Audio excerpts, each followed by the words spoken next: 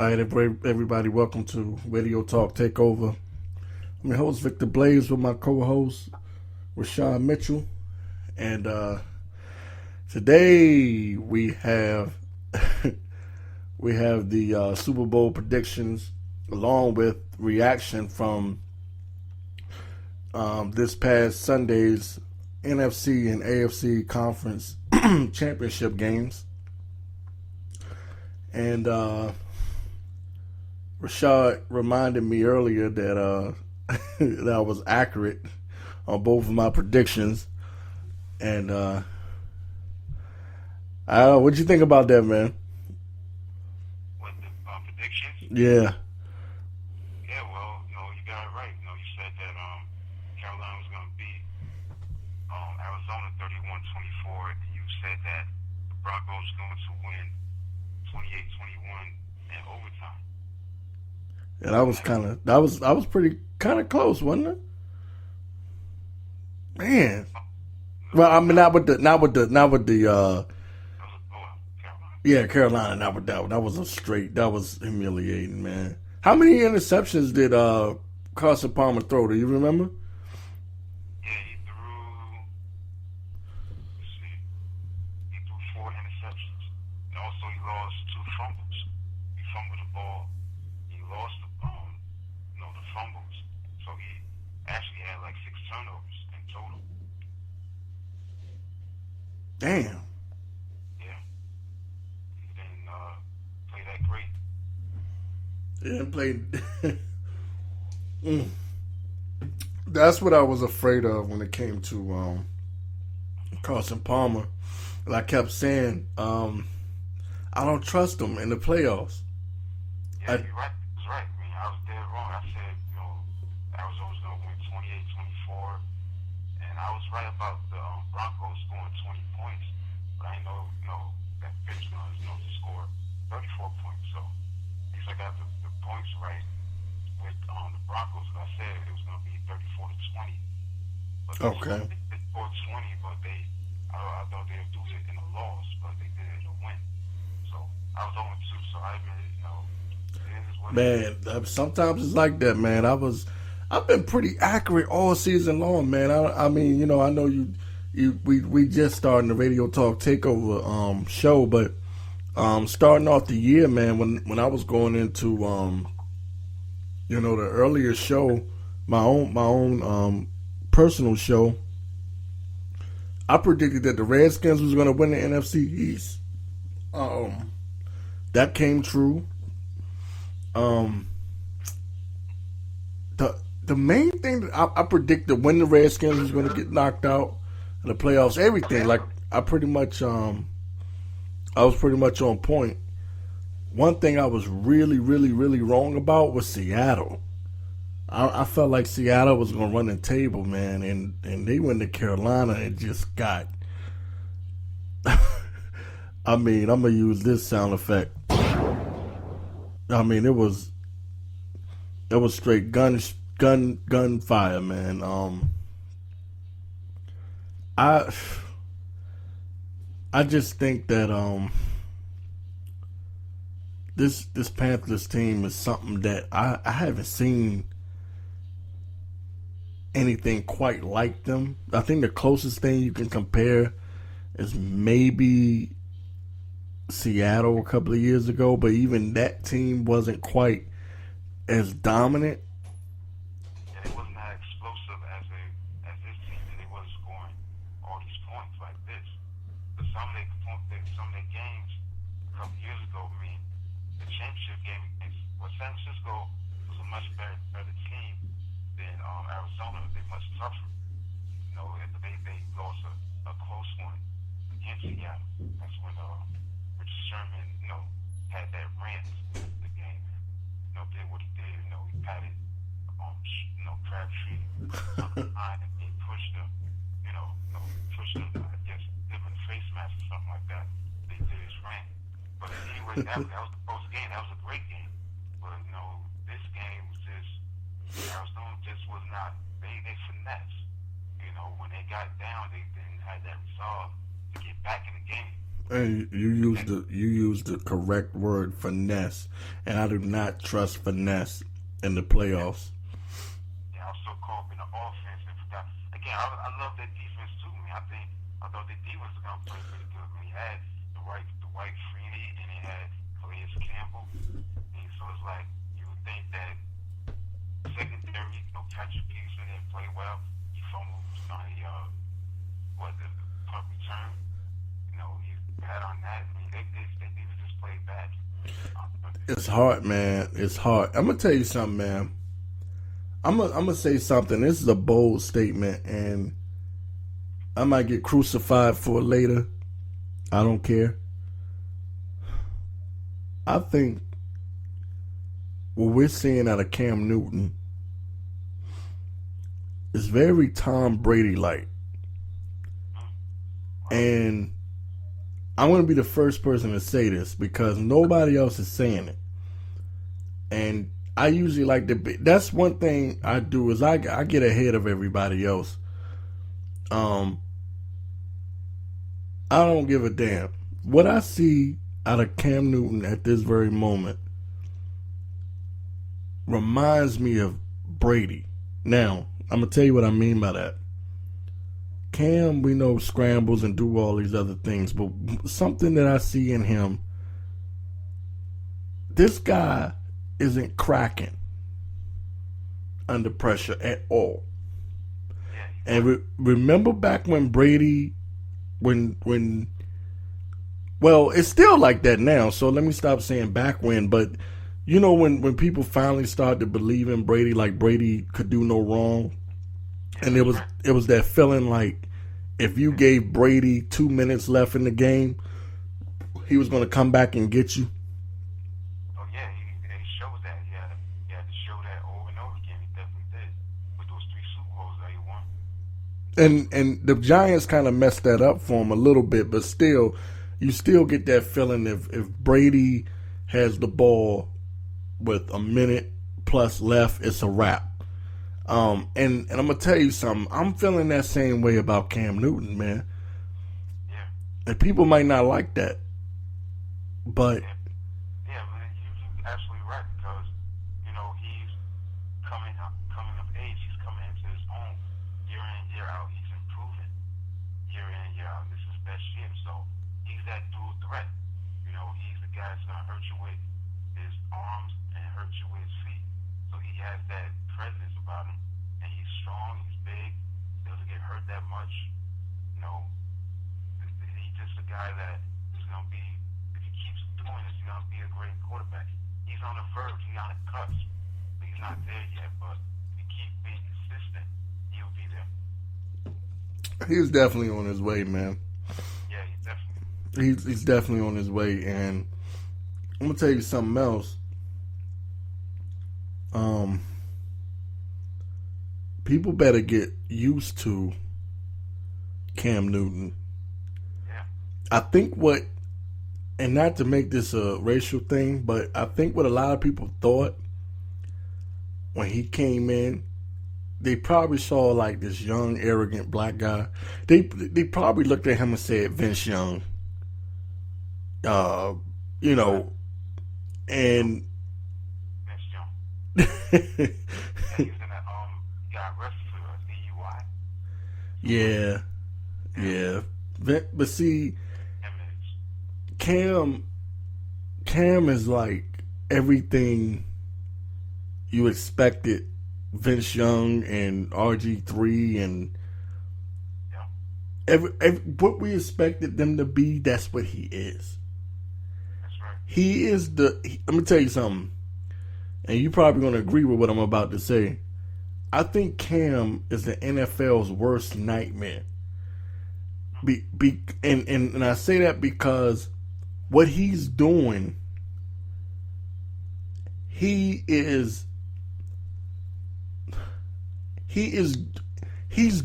the things that they say that a quarterback like him cannot do.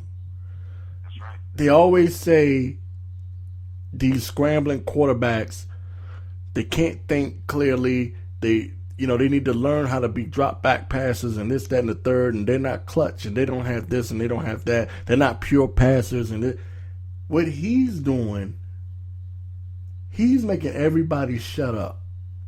That's right.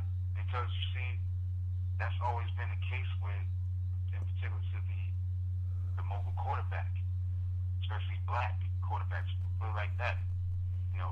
I don't want to play the race car, but it's fat. Right. At Cordell Stewart, you look at because he was like, that guy that they called him Flash. Right. And then when you look at, Steve McNair, I'm quite sure there was some negative stuff about him. Yeah. Wrong. He won co-MVP in 2003. I went over that. Yeah, we did. So, yeah. Any example that you can use, Cam is overcoming the odds. And they don't want to see, again, people are conditioned with the quarterback to be a white, throwback, drop back passer who just throw it, sling it down the field. Yeah, and let's say this for the record. There's nothing wrong with that. It's just that what's happening, he's proving people wrong in a way where they were like, well, Michael Vick another one was supposed to wreck the league. Yeah, he's on his way. When he came out of college, I'm going to tell you something. Michael Vick was Michael Jordan of the NFL before he even got into the NFL. When he was coming out of college, I had never seen anything like Michael Vick. People just don't know. Y'all young football fans that are just starting to watch football, they have no clue how fast this dude was and how far he could throw the damn ball. I had never seen anything like Michael Vick. And he was on pace. He was supposed to wreck the league. But you know the difference between Michael Vick, Vince Young, you said Cordell Stewart, RG3. This is the difference. Cam has that clutch gene that Skip Bayless likes to talk about. For anybody that watches First Take, that clutch factor, that Brady, that Montana, that factor, that he has the respect of his team that on 4th and 10 he's going to get the first down somehow. The team lines up and they expect him to make the play.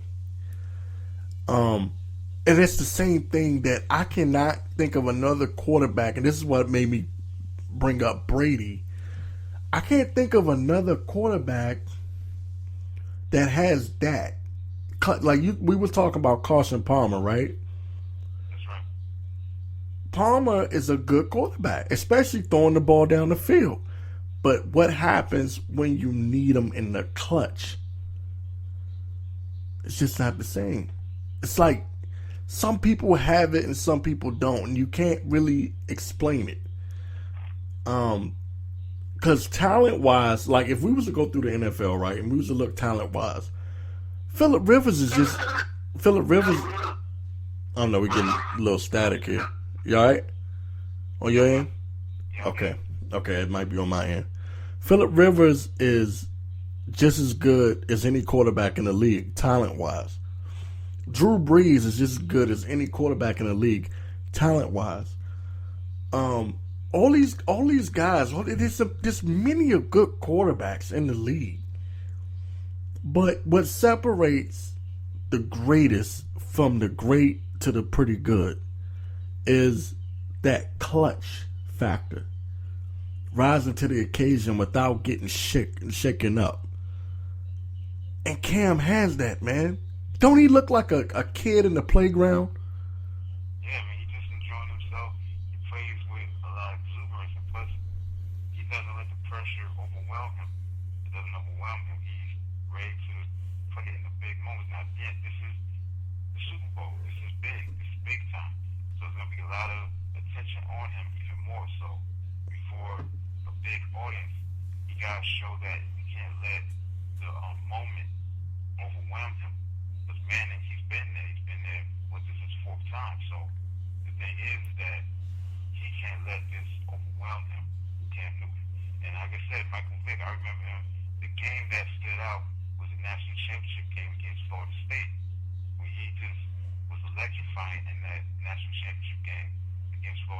he almost brought the Hokies back by himself. Yeah, they had a lead at that time, I think, 28 to 27 or something like that. Yeah, 29-28. And this Florida State, that was a great Florida State team. They won like 46 to 29. That was ridiculous. That Florida State team was ridiculous. They had like Chris Winkie as the quarterback. Yeah, Peter Warwick. Look at him. Look at what he could have been. Yeah, that's just right. That's right. Yeah, so Cam he just gotta, play like he's been playing and see what happens. But let's get you want to start with the breakdown of the NFC first of the AFC Championship game. We can go into the we spent a lot of time talking about the NFC. Let's go to the AFC. The AFC, okay. I'll start with hey man, I admit I was wrong. I picked the Patriots to win 34-20. I was right with 20 points that Broncos was gonna score, but I didn't know that there's gonna hold the Patriots to 18 points. Now the thing about this game is that kudos to two players. Number one, DeMarcus Ware, he played good, but the guy that was great was Von Miller. This guy had 2.5 sacks and 1 interception. So kudos to the defense. Derek Wolf did his thing. He got after it. I mean, it's just that, defense wins championships, when it comes to changing games. He played like it, and he got after Brady. He hit him. Brady was hit like 23 times. Yep. And they got after him. And Brady didn't give credit to Peyton Manning. Peyton Manning played better than I expected. He threw a couple of touchdowns, 176 yards passing, 17 out of 32. He did his thing, and they ran the ball pretty good too. C.J. Anderson had 16 carries for 72 yards, and the defense made a difference on third down conversions against the Patriots offense. They held them 2 to 15 on third down conversions. So that's definitely stepping it up and getting it done. So again, it all comes down to this. Edelman, I thought he was gonna have a big game. I was dead wrong. He only had 7 catches for 53 yards. Give credit to the Patriots defense. I was thinking, 17-9 at the halftime. The only way this game was going to be a game for the Patriots, they had to do it on defense. And they did that. They did it, y'all. They only allowed 3 points in the second half for the Broncos to score. So the Patriots defense played outstanding. But here's the thing, man. It was interesting when on 4th and 10, when Brady threw that pass over the top of Gronk, man. He's a great player. And Brady's great, man. He made that catch, man. It's like, look at it, obviously got interested. Then 4th down, he throws the pass, Brady to Gronk, and he makes the catch. If they made that 2-point conversion, I think Patriots going to win that game because that momentum would have swung in their favor. But give credit to the defense for stopping them on that last 2-point conversion, and they won 20 to 18. And overall, Brady can't beat the Broncos. Now he's 0-3 at the Broncos in the playoffs. Manning is now 3-1 in the AFC Championship game. Manning is 3-2 against Brady in the playoffs. Brady is 6-9 lifetime against the Broncos. So he doesn't play well against the Broncos. And also another stat is that Brady is 2-7 on the road, and the Broncos are 4-0 against the Patriots at home in playoff home games. And here's another interesting stat. This is why Patriots are going to be kicking themselves in the off season. Why they had a chance to get that home field. Because they don't play well on the road. Because the Patriots have not won a playoff road game since 2006. Man. Yeah, it's now 10 years since they won a road game. Wait a minute, say that again, bro. I said that the Patriots have not won a playoff road game. Uh-huh. Since 6. Wow. 10 years. Are you serious? Yeah. They don't play well on the road. I didn't pick that up. Yeah. And I'm usually good at picking up stuff. Man. Yeah, they great at home, but when it comes to like the road, Brady doesn't. That's it now. That's a hell of a stat right there, man. Yeah. Yeah, they're a home field team because if the game was at Foxborough, definitely the Patriots would have won because they just played well at home. But playing well on the road, yeah, Brady doesn't play well, and also They didn't play Indianapolis and they played in New England. No, I'm saying no, they played in Denver this year. No. I'm saying last year that was in New England. But last year it was New England versus the Colts. Right. But I'm saying that I thought that game was in New England. What game? The was a championship game, wasn't it? No, it was in Denver. It's the game from this week. No. You was talking about. I was talking about last year, because you was talking about the stats, right? Yeah. That they hadn't. Says in 2006. I thought they played. I don't know. Maybe I'm wrong. Maybe I'm off. But The Patriots played at home against the Colts. okay, they was at home. Okay, That was I couldn't. I couldn't remember. That's my bad. Go ahead. Yeah, and Brady is 3-4 on the road in 7 postseason games. Brady is 3-4 on the road in the postseason, so he doesn't play well on the road. His kryptonite, the Patriots' kryptonite is the Broncos. They can't beat them. Again, they came 2 points close to making it, an overtime game, and who knows what would have happened. I think the Patriots would have won if it's, winning overtime. But again, give credit to the Broncos. The defense stepped up. That front four, Malik Jackson, Derek Wolf, obviously DeMarcus Ware, and Von Miller played like a great linebacker. Had an interception, 2.5 sacks. I mean, they got it done. So to the cap to the Broncos, man's in another Super Bowl, and that's it, man. That's my analysis on that. Damn, man, that's deep. Yeah. Man, that's deep. This video talk takeover.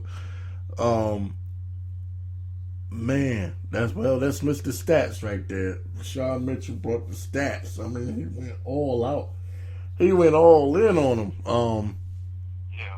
You listed a whole bunch of reasons to not even have really picked the Patriots, but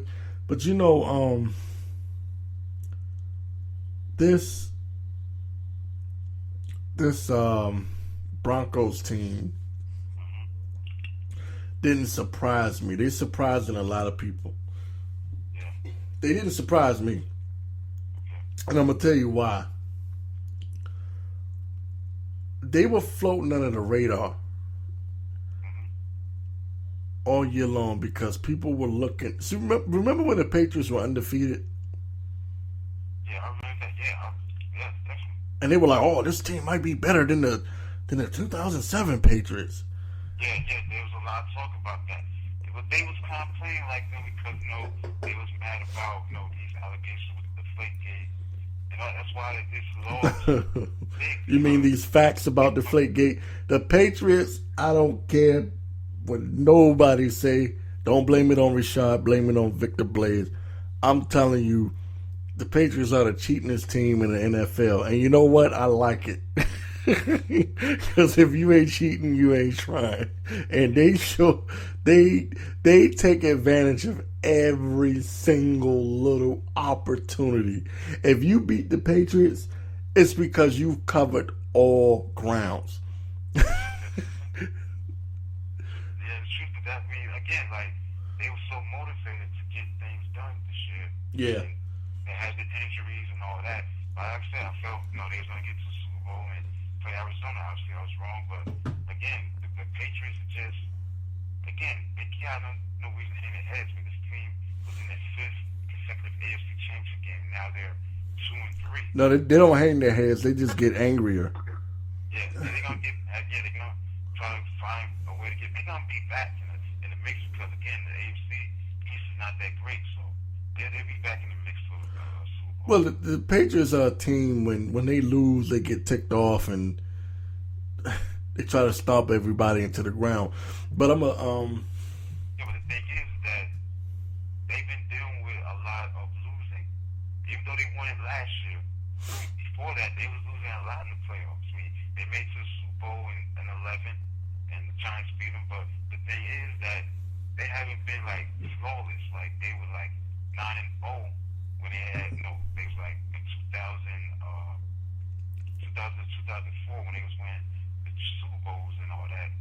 like 9-0. Right. And then Right. they've been like since 2005 all the way to 2015. They are 13-9, 3 But and 4 in the conference championship game, and 1 and 2 in the Super Bowl. but the media made it feel like they was winning the Super Bowl every year. It's just like the Yankees. I remember the Yankees hadn't won a Super Bowl since since Super Bowl World Series. The Yankees hadn't won the World Series since 2000. But people hated the Yankees as if they were winning the World Series every year. They was always in it. Right, they was always in it. They was always somewhere around it. If they wasn't in it, they were somewhere around it. And they didn't win another one until 2009. That was a 9-year gap. Yeah, the same thing with the Patriots. It was a 10-year gap. They ain't win. Before they won it last year in 14. Right. They hadn't won it since 2004. So they went through a long drought. So all this stuff for their success, they kept coming short. They gave the stats from 2005, 2015 in the playoffs. The Patriots are very average. They're only 13-9, and they're 3 and 4 in conference championship games, and they're 1 and 2 in the Super Bowl. Mm-hmm. So they have not been perfect. No. You can beat the Patriots. It's not an accident. You guys have to beat them close, but a win is a win. You're not gonna blow them out. They're too good, but they're too great quarterback. And they got Gronk, but again, you gotta get after Brady. And he was heroic, and even though he got hit 23 times, and they got after, but he kept coming, but fell short. So it ain't about more victories. It's about you get the win, and the Broncos held down. Yeah, man. And we coming up on we got about 2 minutes left in the first segment here. But yeah, finishing up on what we were talking about is the Broncos to me were not a sleeper. They slept. Everyone else, I shouldn't say everyone, but a lot of people slept on them. I knew that they was going to come in and go further than a lot of people thought they were. I wasn't sure if they were going to the Super Bowl. People forget they beat the Patriots earlier this year in the snow. And they didn't just beat them, they snatched their heart. They were the team that injured Gronkowski. So I was looking at all those things and I said, they're not afraid of New England. Yeah, and rightfully so. And another thing too about you said that they were surprised. Well, I looked it up. The Broncos were listed as a 7-1 favorite. Oh, they were? 7-1. So I don't think it was kind of like slept down in a sense because they still had the same players in a sense, but they were 7-1 favorite as the odds. 7-1 to win the Super Bowl. The Broncos. Oh, really? Yeah, 7-1. I wouldn't have guessed that.